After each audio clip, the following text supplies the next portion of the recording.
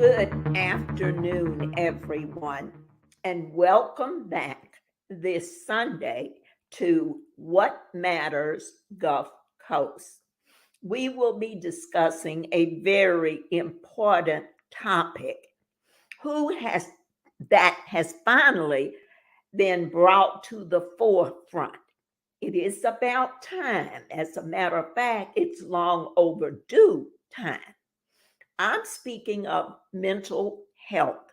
We are finally beginning to realize that it is not the boogeyman we think it is, and that we all have mental health.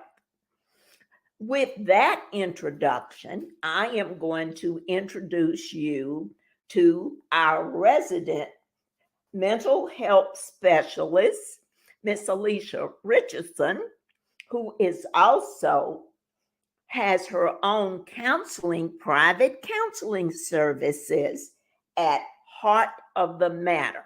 So if you are in need of those services, if you are listening and you like any of this that you're hearing or you want to follow up, please contact Miss Alicia Richardson at Heart of the Matter Counseling. Miss Richardson. Well, thank you so much for that introduction, Miss Fee. And it is so good to be back with you all to talk about, what I consider to be my favorite subject. And I want to say good afternoon to everyone that is listening. And I hope that everyone is doing well today. And as Miss V said, I'm going to talk about and focus on mental health. May is Mental Health Month. However, as a mental health clinician, I focus on mental health 12 months out of the year. So for me, that is year round. And so I'll let you know that mental health is a state of well being in which the individual realizes his or her own abilities and can cope with the normal stresses of life. And as you heard Miss V say, it is time for us to continue to have these conversations. Let them be a normal part of our conversation. Mental health is not the boogeyman. One of the things that I like to point out is when we're talking about our physical health, when we're talking about diabetes, when we're talking about heart disease, no one seems to have a problem with having those conversations. However, when we start talking about mental health, people want to get quiet. They want to shut down because for so long there has been a stigma associated with the word mental health. But mental health simply means that we are learning how to cope with the normal stresses of life, we can work productively and fruitfully, and we are able to make a contribution to our community. When we talk about mental health, we're talking about emotional well being, which simply refers to the emotional quality of an individual's experiences. Emotional well being is, however, influenced by a variety of demographic, economic, and situational factors. There is overwhelming evidence to support that in the African American communities, there continues to be this cloud of stigma that is negatively associated with mental health. If Black Americans, African Americans, are negatively viewing mental health, then they're not utilizing the services of mental health professionals to support their mental health and wellness practices in their daily lives. Mental Health America reports the statistics that identify the need of mental health and wellness in our community. Over the years, racism continues to have an impact on the mental health of Black Americans, and continued poor treatment of Black Americans have perpetuated the mistrust of authorities. Now, this information is a little dated, but Mental Health America reports in 2018 that more than 1 in 5 Black American people in the United States continue to live in poverty, and living below poverty twice as likely to report serious psychological and are more likely to have feelings of sadness, hopelessness, and worthlessness. That may not seem like a lot, but that is a large number of people who are suffering in silence because of a stigma. And we need to destigmatize mental health in our community and increase the supports of mental and emotional health to include wellness practices. Now, self care is often seen as selfish, but self care is not selfish. And so, my theme is to promote mental health through self care to prevent a mental health crisis. Now, self care practices are incorporated in our daily lives to support the best quality of life for an individual. Self care is intentional, it is something that we do on purpose.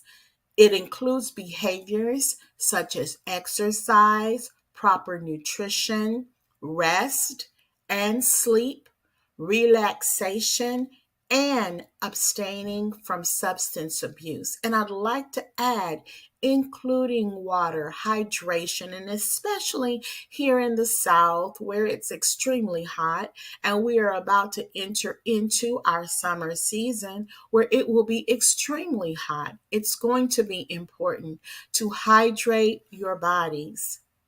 Self care is not taught or trained, which could explain why so many people balance and struggle with this balance in their lives. And so we want to focus on what are healthy coping techniques and strategies and include these in part as part of your daily lives. Physical health care needs proper nutrition, as I've stated before, exercise, sleep, getting enough sleep, looking at your sleep hygiene routines, resting your bodies, because many individuals experience stress and burnout, and because they have no formal introduction to healthy coping techniques and strategies, they do not recognize burnout and try to self medicate, which can lead to an overuse of substance as a way of coping. Now, in the African American community, there are beliefs that are being held related to stigma, psychological openness, and help seeking, which in turn, if we don't do those things, if we are not psychologically open, if we are not seeking help, it can affect our coping strategies. Now, one of the things that I want to encourage is practicing self care on a daily basis, practicing a self care routine. No one can tell you what your routine looks like because a self care routine is just that. It's individualized, it's taking out time to getting to know who are you and what helps you to calm down, whether that be taking a walk, whether that be sitting or laying on a couch in quiet. Maybe that's listening to music with a candle or writing in a journal. Those are just some examples what an individual can do to practice self-care.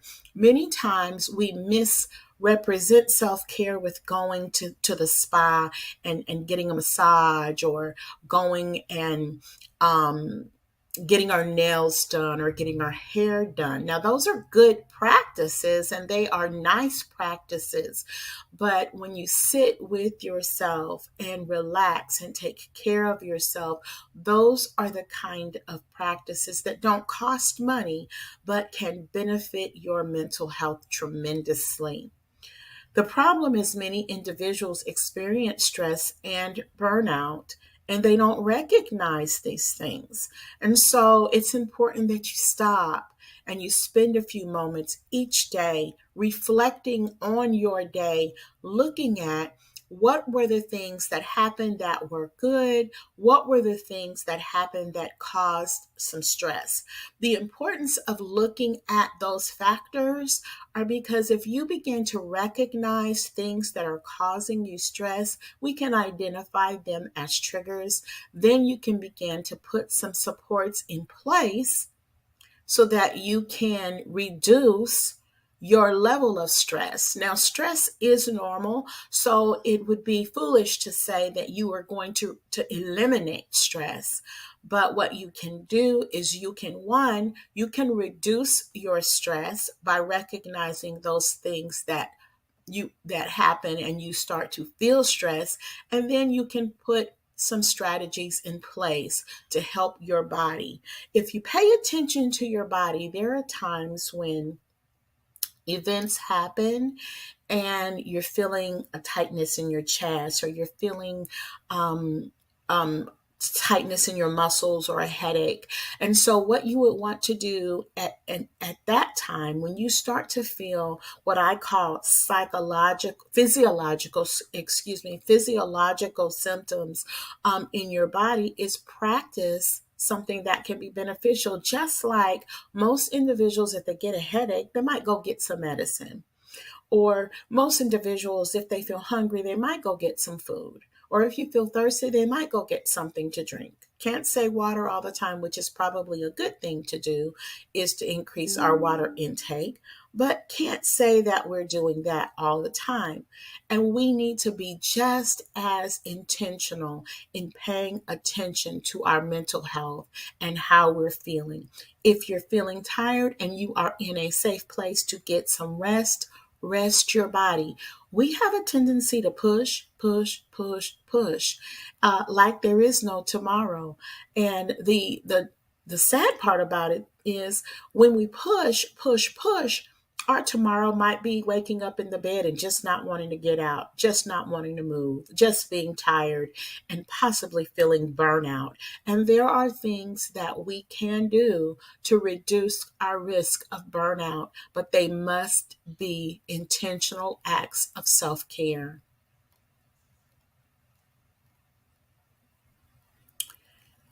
And so, again, I want to leave you with the importance of thinking about and implementing a self care plan.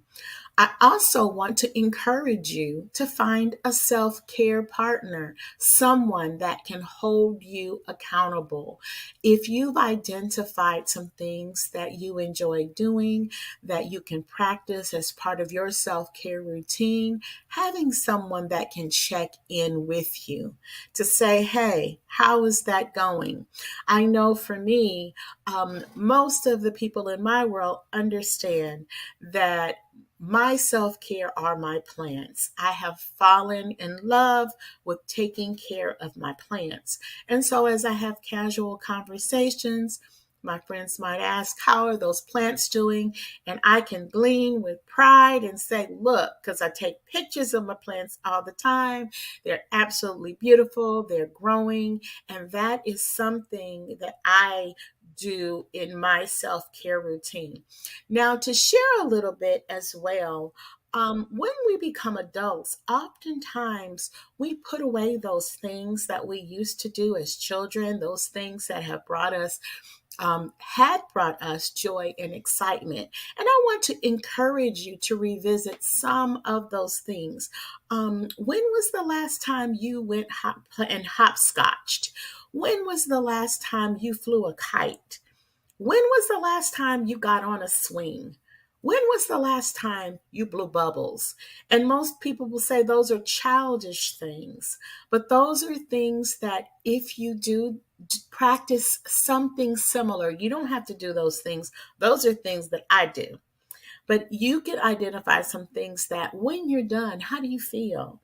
I know when I go riding on a swing or swinging on a swing, when I'm done, first of all, I feel like I've accomplished something, and I'm wondering what are other adults thinking about when they see me on a swing. But then I have to tell myself it doesn't matter what they think, it matters how I feel, and I feel fabulous. So I just want to encourage you today when we're talking about mental health. We're talking about taking care of ourselves so that we have the ability to function in the world around us. We're recognizing our emotions. We're recognizing when we're sad. We're recognizing when we're angry. And we have a toolbox that we can tap into when we are feeling those emotions. We know that there are things that we can do to help ourselves overcome, whether that be when you're angry, going for a walk, or sitting down and listening to music. Whether that be when you're sad, sometimes crying is appropriate, but when you cry for a longer period of time, that might be the time that you think about maybe I need to reach out to someone and talk to someone because this is more than I can handle. And by acknowledging that, it helps to destigmatize taking care of yourself, which we call mental health. And so that is your mental health moment for today. And I hope that I have said something that will make you think about the value of and importance of taking care of you, not only your physical health, but your mental health. And I'm an advocate for mental health. My thoughts are if you don't take care of your mental health, nothing else really matters. So thank you for listening and thank you for sharing this time with me today. We want to thank Miss Alicia Richardson, and we want to thank Miss Alicia Richardson. And once again, she has brought us a very powerful message about mental health and how we do need to drop the stigma. And if there is a need to get the assistance, and more people are doing that, which is also a good thing for all of us. But if we need the help, we need to reach out and access it. And as I said before, Ms. Richardson is available for private sessions, and her company is the Heart of the Matter.